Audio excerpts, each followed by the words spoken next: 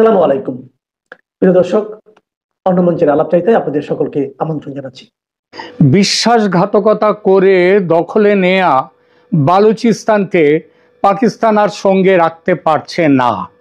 1947 সালের স্বাধীনতার পর কালাতের যে খানের সাথে পাকিস্তানের চুক্তিভঙ্গ এবং সামরিক বল প্রয়োগের মাধ্যমে বালুচিস্তানকে অন্তর্ভুক্ত করার যে ঐতিহাসিক অসন্তোষ, তা প্রজন্ম থেকে প্রজন্মান্তরে বালোচ জাতীয়তাবাদের জন্ম দিয়েছে। 71-এ ভেঙে গিয়েছিল পাকিস্তান, প্রথমবার বেরিয়ে যায় পূর্ব পাকিস্তান, আর এবার চলে যাওয়ার মুখে বালুচিস্তান। বর্তমানে পাকিস্তানে 4টি প্রদেশ রয়েছে।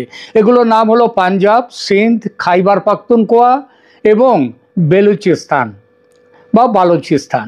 আয়তনের ভিত্তিতে ক্রম হচ্ছে বালুচিস্তান সবচেয়ে বড়, যা কিনা মোট পাকিস্তানের যে আয়তন তার 42% একাই বালুচিস্তানের। এরপরে আয়তনের দিক দিয়ে দ্বিতীয় বড় প্রদেশ হচ্ছে পাঞ্জাব, তারপরে সিন্ধ এবং সবশেষে খাইবার পাখতুনখোয়া। লোকসভার ভিত্তিতে, লোকসংখ্যার ভিত্তিতে সবথেকে বেশি লোকসংখ্যা হচ্ছে পাঞ্জাবে, তারপর সিন্ধ, তারপর খাইবার পাখতুনখোয়া এবং সবশেষে পাকিস্তান। পাকিস্তানের মানচিত্রের দিকে তাকান একবার, ওই যে সবুজ রঙের অংশটি দেখছেন, এর নাম হলো বালুচিস্তান। এর ওপরে নীল রঙের যে অংশটি দেখছেন, এই জায়গাটি হলো খাইবার পাখতুনখোয়া প্রদেশ। সেখানকার অধিবাসীরাও পাকিস্তান থেকে বিচ্ছিন্ন হতে চাইছে, স্বাধীনতার লড়াই লড়ছে তারাও। তবে বালুচিস্তানের অধিবাসী বালোচরা তাদের স্বাধীনতা যুদ্ধকে যে উচ্চতায় নিয়ে পৌঁছে দিয়েছে, সেই উচ্চতায় এখনও সেখানকার অধিবাসী পাঠান বা পাশতুনরা, মানে ওই যে যেটা খাইবার পাখতুনখোয়ার যারা অধিবাসী তাদেরকে পাঠান বলা হয়, বিখ্যাত পাঠান বা পাশতুন বলা হয়, তারা কিন্তু এখনো তাদের লড়াইটা সেই জায়গায় নিয়ে পৌঁছতে পারেনি। আমাদের এখনকার আলোচনা বালোচ বা বালুচিস্তানের মূলবাসীদের স্বাধীনতার সংগ্রামকে নিয়ে। গত 3রা ডিসেম্বরে বালোচ বিদ্রোহীরা পাকিস্তান সেনাবাহিনীর ওপর বিরাট আকারের আক্রমণ চালিয়েছে বলে খবর পাওয়া গেছে। এই আক্রমণের ব্যাপকতা ও এর অভিঘাত কিভাবে আসিম মুনিরের ক্ষমতার ভিত কাঁপিয়ে দিয়েছে এবং পাকিস্তানকে কিভাবে ঝাঁকিয়ে দিয়েছে বলবো সেই বিষয়টি। সাম্প্রতিককালে বালোচ বিদ্রোহীরা পাকিস্তান সেনাবাহিনীর ওপর যে বড় ধরনের আক্রমণ চালিয়েছে, তার ব্যাপকতা এবং এর রাজনৈতিক অভিঘাত সেনাপ্রধান জেনারেল আসিম মুনিরের ক্ষমতার ভিত্তিকে বেশ কয়েকটি কারণে দুর্বল করে দিয়েছে। আক্রমণের ব্যাপকতা ও কৌশলগত দিক নিয়ে কথা বলতে গেলে বলতে হয় যে বালোচ লিবারেশন আর্মি বা BLA এবং অন্যান্য যে মুক্তিকামী গোষ্ঠীগুলি যারা স্বাধীনতার লড়াই লড়ছে, তাদের করা আক্রমণগুলি সাম্প্রতিক মাসগুলোতে অত্যন্ত গুরুত্বপূর্ণ হয়ে উঠেছে। এই আক্রমণগুলোতে বিপুল সংখ্যক পাকিস্তানি সেনা সদস্য নিহত হয়েছে। জুলাই 2025-এর একটি আক্রমণের কথা ধরুন না কেন, সেখানে 29 জন সৈন্য একদিনে নিহত হয়, যা সাম্প্রতিক বছরগুলোতে পাকিস্তানের সামরিক বাহিনীর ওপর অন্যতম বড় আঘাত। বিদ্রোহীরা রেল লাইন উড়িয়ে দেয়া, যেমন ওই জাফর এক্সপ্রেস ছিনতাইয়ের কথা আপনাদের হয়তো মনে আছে কয়েক মাস আগে, সুসংগঠিতভাবে বিভিন্ন সেনাঘাঁটিতে হামলা চালানো, এমনকি ফিদাইন বা মহিলা আত্মঘাতী হামলাকারী ব্যবহার করার মতো সফিস্টিকেটেড ট্যাকটিক্স বা উন্নত কৌশল এখন বালোচ বিদ্রোহীরা ব্যবহার করছে। বিদ্রোহীরা একযোগে একাধিক জায়গাতে হামলা চালিয়ে প্রমাণ করছে তাদের ক্ষমতা কতখানি। যেমন 2025-এর মে মাসে 39টি জায়গায় একসঙ্গে তারা হামলা চালিয়েছে। তারা সামরিক স্থাপনা ধ্বংস করেছে এবং সাময়িকভাবে গুরুত্বপূর্ণ এলাকা দখল করার মতো কাজ করে পাকিস্তান সামরিক বাহিনীর নিয়ন্ত্রণের ওপর বিরাট বড় প্রশ্ন চিহ্ন তুলে দিয়েছে। এবং তাদের এই যে মুক্তিকামী যে বিদ্রোহীদের এই লড়াই জনগণের মধ্যে ব্যাপক মনস্তাত্ত্বিক প্রভাব বিস্তার করেছে। এই ক্রমবর্ধমান বিদ্রোহ জেনারেল আসিম মুনিরের ক্ষমতার ভিত এবং তার নেতৃত্বে থাকা সামরিক প্রতিষ্ঠানের ভাবমূর্তিকে মারাত্মক চ্যালেঞ্জের মুখে ফেলেছে। পাকিস্তানের সবচেয়ে গুরুত্বপূর্ণ প্রদেশগুলির একটিতে, যা চীন পাকিস্তান অর্থনৈতিক করিডর বা সিপিইসির জন্য অত্যন্ত গুরুত্বপূর্ণ, এই ধরনের বড় আকারের বারবার ও সুসংগঠিত হামলা ঘটলে তা দেশের আভ্যন্তরীণ নিরাপত্তা নিশ্চিত করতে জেনারেল মুনিরের সামরিক দক্ষতা কতখানি তার উপর সরাসরি প্রশ্ন তোলে, আর তা তুলেছেও ইতিমধ্যে। পাকিস্তান সেনাবাহিনী ঐতিহ্যগতভাবে দেশের রক্ষক হিসেবে নিজেদের তুলে ধরে, কিন্তু নিজেদেরই ভূখণ্ডে, বিশেষত বেলুচিস্তানে সামরিক বাহিনীর ব্যাপক হতাহত হওয়া এবং বিদ্রোহীদের কৌশলগত সাফল্য এই আখ্যানকে দুর্বল করে দিচ্ছে। বালোচ বিদ্রোহের এই সাফল্যের পরিণামে পাকিস্তান সেনাপ্রধান আসিম মুনির বিরাট রাজনৈতিক ও কূটনৈতিক চাপের মধ্যে পড়েছেন। পাকিস্তানের বর্তমান বেসামরিক সরকার সামরিক বাহিনীর সমর্থনে ক্ষমতায় আছে, আর সেই সামরিক বাহিনীর দুর্বলতা সেই সরকারের স্থিতিশীলতাকেও প্রভাবিত করছে, যা পরোক্ষভাবে জেনারেল মুনিরের রাজনৈতিক নিয়ন্ত্রণকে চ্যালেঞ্জ দিয়েছে। এর বড় প্রভাব পড়েছে দেশের অর্থনীতিতে।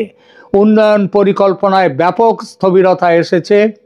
বালুচিস্তানে চলমান বিদ্রোহের কারণে সিপিইসি চায়নার প্রকল্পগুলি, তাদের উদ্যোগগুলি বারবার বাধাগ্রস্ত হচ্ছে। চীনা সৈন্যরাও মারা যাচ্ছে, চীনা কর্মচারী মারা যাচ্ছে।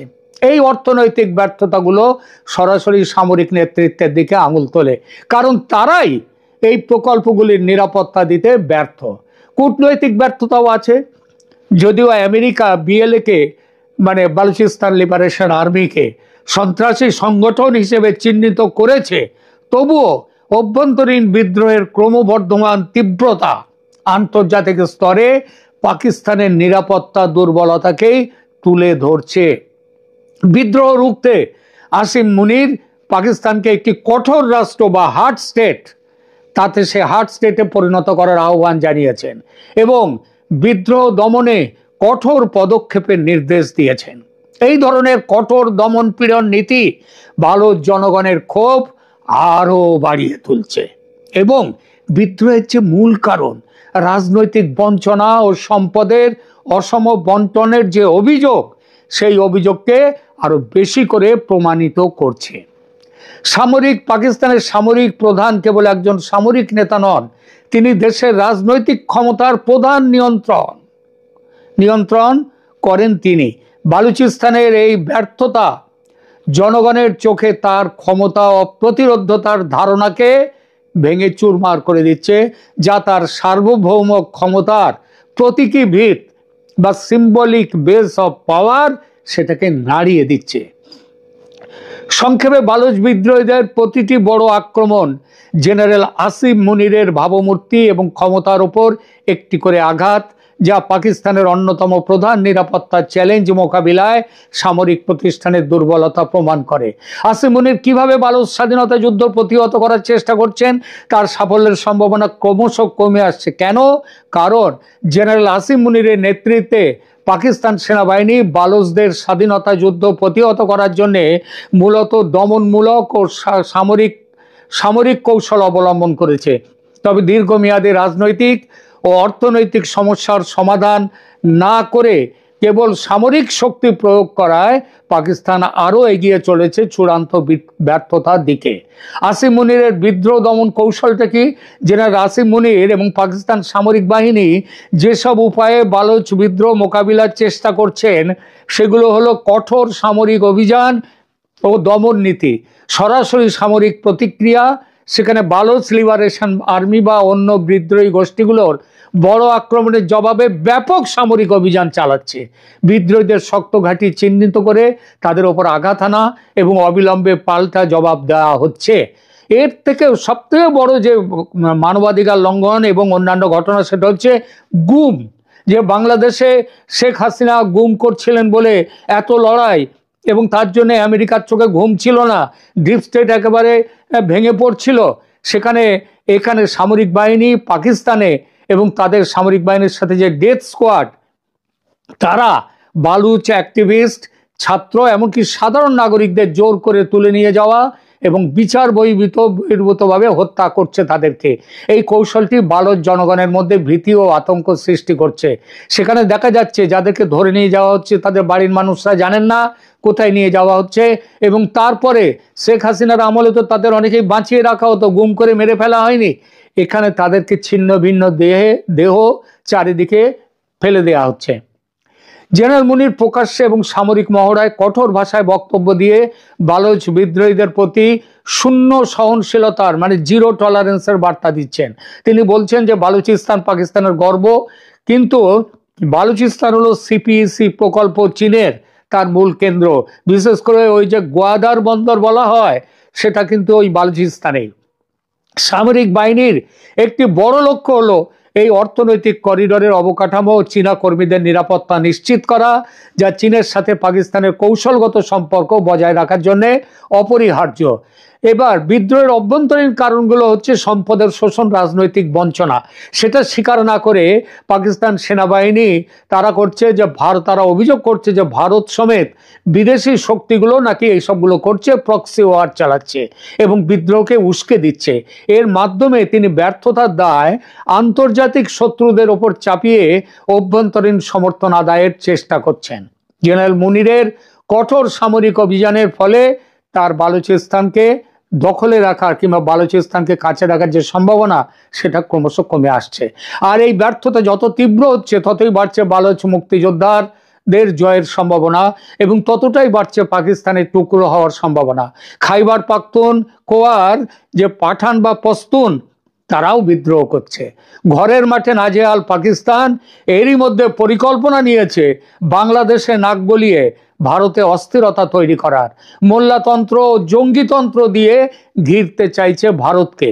ইউনূসের সহায়তায় বাংলাদেশে জঙ্গিদের নিয়ে খোয়াব দেখছে ভারত দখল করে গাজওয়াতুল হিন্দ প্রতিষ্ঠার করবে তারা। এখানে ভিখিরির স্বাদ, ছেঁড়া কাঁথায় শুয়ে স্বপ্নে রাজত্ব ভাবে ভাবছে আর রাজকন্যা।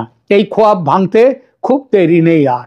তাই বলি, আগে নিজের দেশ সামলা, তারপর ভাবিস ভারতে হামলা করার কথা। কথাটা শুধু আসিম মুনির, শাহবাজ শরীফরা নন, মিয়া ইউনূস ও তার জঙ্গি চেলারাও ভুলবেন না এ কথা। ধন্যবাদ। এই মুহূর্তে আপনাদের সামনে কথা বলতে এসে পুতিনের ভারত সফরে ট্রাম্পের মাথা খারাপ, কি করতে যাচ্ছেন ট্রাম্প, এই প্রসঙ্গটি নিয়ে কথা বলতে চায়। আপনারা জানেন যে রাশিয়ান প্রেসিডেন্ট ভ্লাদিমির পুতিন ভারতে 2 দিন কার্যত 27 ঘন্টার একটি সফর করে গেলেন এবং এই সফরে ব্যবসা বাণিজ্য সামরিক নানান বিষয়ে ভারত রাশিয়া বলা যায় অগ্রগতির আর এক ধাপে এগিয়ে গেলেন। ইউক্রেন যুদ্ধের জন্য রাশিয়াকে অর্থনৈতিকভাবে একঘরে করতে চেয়েছিল আমেরিকা, চাপানো হয়েছিল সুইফট নিষেধাজ্ঞা। সুইফট দ্যাট মিনস এটি বিশ্বব্যাপী অর্থনৈতিক লেনদেনের একটা প্রক্রিয়া বা প্রসেস, যেটিকে বিস্তারিত বলতে হয় society for world wide inter bank financial telecommunication. এর মাধ্যমে বৈশ্বিক লেনদেন হয়। সেই নিষেধাজ্ঞাকে, মার্কিন যুক্তরাষ্ট্রের সেই সুইফট নিষেধাজ্ঞাকে ব্যর্থ করতে ভারতের সঙ্গে নতুন করে সত্যিকার অর্থে জোট বাঁধছে রাশিয়া। ডলার নির্ভর অর্থনীতিকে তুমড়ে মুসড়ে ভেঙে দিয়েছে বলা যায় ইতিমধ্যে ভারত এবং রাশিয়ার বাণিজ্য। শুক্রবার যৌথ সাংবাদিক বৈঠকে সে কথাই জানালেন ভ্লাদিমির পুতিন। জানালেন রুশ ভারত বাণিজ্যের 96% আর্থিক লেনদেন নিজেদের অর্থের মাধ্যমে হয়ে থাকে। শুক্রবার যৌথ সাংবাদিক বৈঠকে উপস্থিত হয়ে রুশ প্রেসিডেন্ট বলেন, আমি ভারতের রাষ্ট্রপতি দ্রৌপদী মুর্মু, প্রধানমন্ত্রী নরেন্দ্র মোদী সহ সকল ভারতীয়দের ধন্যবাদ জানাই এমন উষ্ণ অভ্যর্থনা জানানোর জন্য। এর পাশাপাশি পুতিন জানান ভারতকে নিরবিচ্ছিন্ন জ্বালানি সরবরাহ করতে প্রস্তুত রাশিয়া। তার কথায় জ্বালানি ক্ষেত্রে উভয় দেশই ব্যবসা করে সন্তুষ্ট, তাই তেল গ্যাসের সেই ব্যবসাকে আবার আগের মতো করেই গড়ে তুলতে চায় তারা। আমরা একেবারে নিরবিচ্ছিন্নভাবে ভারতকে তেল পাঠাতেও প্রস্তুত রয়েছে। এছাড়াও প্রতিরক্ষা ক্ষেত্রে একের পর এক শক্তিশালী করে সামরিক চুক্তির মাধ্যমে ভারত ও রাশিয়া উভয় দেশের প্রতিরক্ষা ক্ষেত্র ব্যবহার করতে পারবে। মহাকাশ কৃত্রিম মেধার পাশাপাশি ভারতে পরমাণু কেন্দ্র তৈরির সাহায্যের বার্তা দেওয়া হয়েছে। সন্ত্রাসবাদের বিরুদ্ধেও কাঁধে কাঁধ মিলিয়ে লড়াইয়ের বার্তা দিয়েছে রাশিয়া। তবে এত কিছুর মধ্যে সবচেয়ে উল্লেখযোগ্য হলো দু দেশের বাণিজ্য ক্ষেত্র। এদিন যৌথ সংবাদ সম্মেলনে রুশ প্রেসিডেন্ট বলেন, দ্বিপাক্ষিক বাণিজ্যে ভারত ও রাশিয়া লেনদেন পৌঁছে গিয়েছে $64 বিলিয়ন। শীঘ্রই এই অঙ্কটা পৌঁছে যাবে $100 বিলিয়ন। সবচেয়ে বড় কথা যে ভারত এবং রাশিয়ার যে লেনদেন, ডলারকে বৃদ্ধাঙ্গুলি প্রদর্শন করে নিজেদের মুদ্রায় লেনদেন করছে। ভারতের কাছে রাশিয়া মূলত হচ্ছে আমদানি গন্তব্য। ভারত রাশিয়াতে মাত্র $5 বিলিয়ন কাছাকাছি রপ্তানি করে, আর আমদানি করে $63-64 বিলিয়ন মতো। গত সর্বশেষ অর্থ বছরের হিসেব যদি দেখা যায় তেমনটা। এর প্রধানতম কারণ জ্বালানি আমদানি করা হয়। বিশ্বের টোটাল সারা বিশ্ব থেকে যত জ্বালানি আমদানি করে এর প্রায় 35% জ্বালানি রাশিয়া থেকে ভারত এই মুহূর্তে আমদানি করে, যার কারণে বিশাল একটি আমদানি গন্তব্য হয়ে দাঁড়িয়েছে ভারতের রাশিয়া। আর সামরিক, পারমাণবিক ইত্যাদি নানান ক্ষেত্রে নির্ভরতা দু দেশের বাড়ছে। এবং সবচেয়ে আমি বললাম যেটি, যে ডলারকে চ্যালেঞ্জ দিয়েছে, দিয়ে তারা নিজেরা রুবল এবং রুপিতে লেনদেন করছেন এবং ইতিমধ্যে 96% পৌঁছে গেছে। ভারত রাশিয়ার বাণিজ্য এই মুহূর্তে সর্বশেষ পরিসংখ্যান অনুযায়ী $68 বিলিয়ন আমদানি এবং রপ্তানি মিলিয়ে। অন্যদিকে মার্কিন যুক্তরাষ্ট্রের সাথে ভারতের বাণিজ্য প্রায় লেনদেন দুই দেশের আমদানি রপ্তানি মিলিয়ে $125 বিলিয়ন। মার্কিন যুক্তরাষ্ট্র বলা যায় ভারতের প্রধান রপ্তানি গন্তব্য। প্রায় $80-85 বিলিয়ন বাৎসরিক রপ্তানি করে মার্কিন যুক্তরাষ্ট্র, এবং যুক্তরাষ্ট্র থেকে আমদানি করে $40 বিলিয়ন মতো। এই মোট মিলিয়ে $125 বিলিয়ন। কিন্তু রুশ প্রেসিডেন্ট গতকাল ভারত সফরে এসে ঘোষণা দিলেন যে আমাদের 64 বা আমদানি রপ্তানি মিলিয়ে যে $68 বিলিয়ন, এটি অচিরে এটিকে $100 বিলিয়ন নিয়ে যাবে। এতে মার্কিন যুক্তরাষ্ট্রের আসলে ঘুম হারাম হবার জোগাড়। আর এই ঘুম হারাম হওয়া থেকেই পুতিনের দিল্লি পৌঁছানোর আগেই ভারতের সাথে বাণিজ্য সম্পর্ক জিয়ে রাখার জন্য নতুন প্রতিরক্ষা চুক্তির কথা ঘোষণা করে আমেরিকা। সদ্য সমাপ্ত হলো দুদিনের ভারত সফর পুতিনের, আর এই সফরের মাঝে আবার নিজেদের বন্ধুত্ব জানান দিচ্ছে আমেরিকা। জানা গেছে মার্কিন ডেপুটি বাণিজ্য প্রতিনিধি রিক সুইটজারের নেতৃত্বে ট্রাম্প প্রশাসনের একটি দল আগামী সপ্তাহে বাণিজ্য চুক্তি নিয়ে আলোচনার জন্য ভারতে আসার পরিকল্পনা করছে। প্রধানমন্ত্রী নরেন্দ্র মোদীর সরকার ইতিমধ্যে গত আগস্টের পর থেকেই ভারতীয় পণ্যের উপর 50% শুল্ক কমানোর জন্য আমেরিকার সঙ্গে একটি আলোচনা চালিয়ে যাচ্ছে, এবং এটি প্রায় চূড়ান্ত পর্যায়ের দিকে। এবং ভারতের তরফ থেকে বারবার বলা হয়েছে যে এই বছরে, অর্থাৎ এই যে আমরা শেষ মাস চলছি, এই ডিসেম্বরে মার্কিন যুক্তরাষ্ট্রের সঙ্গে বাণিজ্য চুক্তি করতে তারা আশাবাদী। ভ্লাদিমির পুতিনের এই ভারত সফরটা নিঃসন্দেহে পৃথিবীব্যাপী একটা গুরুত্ব বহন করছে, এবং একই সাথে মার্কিন যুক্তরাষ্ট্রও গুরুত্ব বহন করছে, এবং মার্কিন যুক্তরাষ্ট্র বাণিজ্য প্রতিনিধি পাঠাচ্ছে। এদিকে রাশিয়ার সাথে ব্যবসা, রাশিয়ার সাথে সম্পর্ক আছে, দীর্ঘদিনের সম্পর্ক, কিন্তু মাঝখানে মার্কিন যুক্তরাষ্ট্রের সঙ্গে ভারতের সম্পর্কের টানাপোড়েন তৈরি হয়েছিল। আশা করা যাচ্ছে যে ভারত রাশিয়ার এই অতি দহরম মহরমকে দেখে মার্কিন যুক্তরাষ্ট্রও ভারতকে তার বন্ধুত্ব থেকে হারাতে চাইবে না, এবং চাইবে না যখন, তখন খুব শীঘ্রই ভারত এবং মার্কিন যুক্তরাষ্ট্র বাণিজ্য চুক্তি হয়ে যাবে। এবং এই চুক্তি যখন হয়ে যাবে, রাশিয়ার সাথে ভারতের তো সম্পর্ক আছেই, আর মার্কিন যুক্তরাষ্ট্রের যে সম্পর্কের টানাপোড়েন এটি যদি দূর হয়ে যায়, তাহলে আমাদের এই অঞ্চলে অনেক ভূ রাজনৈতিক জট আছে, যেমন বাংলাদেশে জট আছে। বাংলাদেশে জট কাটছে না শুধুমাত্র মার্কিন ভারত সুরাহা হচ্ছে না বলেই। এই সুরাহা হবে করে আমাদের জীবন শেষ, বাংলাদেশের মানুষের জীবন শেষ। সেই জায়গা থেকে এটি অতি দ্রুত হওয়া দরকার। রাশিয়া বাংলাদেশের সাথে আছে, ভারত বাংলাদেশের সাথে আছে, এখন মার্কিন যুক্তরাষ্ট্রেরও সাথে থাকা বলতে পাকপন্থী বাংলাদেশের সাথে নয়, বাংলাদেশপন্থী বাংলাদেশের সাথে। এটি মার্কিন যুক্তরাষ্ট্রের মাঝখানে একটু শিথিলতা দেখা গেছে, সেই শিথিলতা দূর হওয়া মানে বাংলাদেশ মুক্ত হওয়া। আমরা প্রত্যাশা করি যে অতি দ্রুত ভারত মার্কিন যুক্তরাষ্ট্র সম্পর্ক টানাপোড়েন দূর হবে এবং বাণিজ্য চুক্তি হয়ে যাবে, এবং হলেই আমরা বাংলাদেশপন্থী বাংলাদেশের পাশে রাশিয়াকে পাবো, ভারতকে পাবো, মার্কিন যুক্তরাষ্ট্রকে পাবো, এবং সেটি দেখবার জন্য আমরা অধীর আগ্রহী অপেক্ষায় আছি, এবং পুতিনের ভারত সফরে ট্রাম্পের ঘুম হারাম হবার কারণেই হয়তো আশা করা যাচ্ছে যে বাণিজ্য চুক্তিটাও অতি দ্রুত হয়ে যাবে। এখন দেখার বিষয় যে সেটি কবে হয়। এই মুহূর্তে এ পর্যন্তই। সবাই ভালো থাকুন।